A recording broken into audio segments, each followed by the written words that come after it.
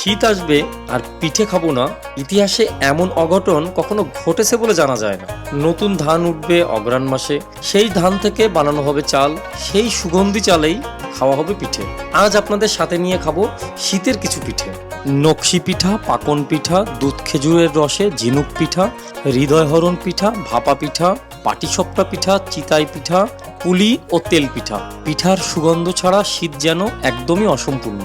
এখন শীতকাল চলছে আর শীত মানেই পিঠা খাওয়ার মৌসুম।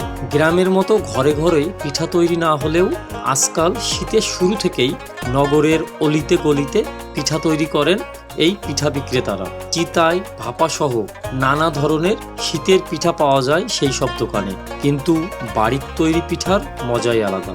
আর ফুড স্টুডিওতে আজ থেকে চলবে পিঠাপুলি উৎসব। খুলনার আনাচে কানাচের পিঠার দোকানের খোঁজ প্রতিদিন পাবেন ফুড স্টুডিওতে।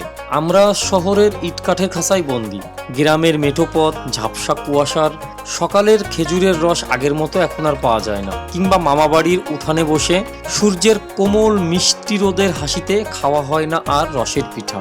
তাই শহরবাসীর পিঠার চাহিদা মেটাতে অলিতে গলিতে, রাস্তার মোড়ে, বাস স্ট্যান্ড ও বাজারে বসেছে ছোট ছোট পিঠার দোকান। আর আমি এখন আছি খুলনার সোনাডাঙ্গার পাশেই মোল্লাবাড়ির মোড়ে সালাম পিঠা ঘরে। বহু বছর ধরে এই এলাকার শীতকালীন পিঠার চাহিদা মেটাচ্ছে আমাদের সালাম ভাই। আমি বেশ দেরি করে আসায় মাত্র 2-3 রকমের পিঠা ট্রাই করতে পারলাম। এই নাম্বারে ফোন করেও অর্ডার করতে পারবেন সালাম ভাইয়ের বিভিন্ন রকমের পিঠা। খুলনা সহ প্রায় সব জেলা শহরগুলোতে বিভিন্ন পিঠা উৎসবে মুখরিত হয় অনেকেই। গলির মোড় থেকে পিঠা উৎসব, এভাবেই শহরবাসী শীতের পিঠার স্বাদ নেই।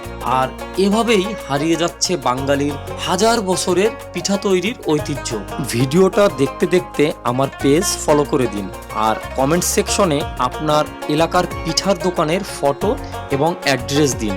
আর ফুড স্টুডিও এর পিঠা উৎসবে আপনিও অংশ নিন। আর এই পিঠার দোকানের গুগল ম্যাপের লিংক কমেন্ট বক্সেই পাবেন। কি ভাবছেন, কুটুমবাড়ি পিঠা পাঠাতে হবে? তাড়াতাড়ি কাজে লেগে পড়ুন। সবাইকে নবান্ন ও শীতের আগাম শুভেচ্ছা। কাল দেখা হবে নতুন কোনো পিঠা শপে। টাটা।